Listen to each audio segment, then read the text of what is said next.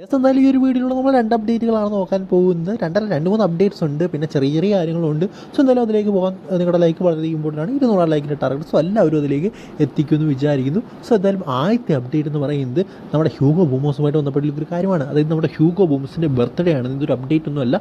അദ്ദേഹം ISL കണ്ടത് വെച്ച് ഏറ്റവും മികച്ചൊരു മിഡ്ഫീൽഡറാണ്. സോ എന്തായാലും വളരെയധികം എന്താ പറയുക, ഒരു ബർത്ത്ഡേ വിഷൊക്കെ കൊടുക്കണമെന്ന് തോന്നിയ ഒരു പ്ലെയറാണ്. സോ എല്ലാവരും അദ്ദേഹത്തിന് ബർത്ത്ഡേ വിഷ് കമൻറ്റ് ബോക്സിൽ ഉറപ്പായിട്ട് നേരുമെന്ന് വിചാരിക്കുന്നു. അല്ല, ഹ്യൂഗോ ബൂമോസിന് ഇഷ്ടമുള്ളവർ ഈ ഒരു വീഡിയോ ലൈക്ക് കൂടി ഒന്ന് ചെയ്യുക.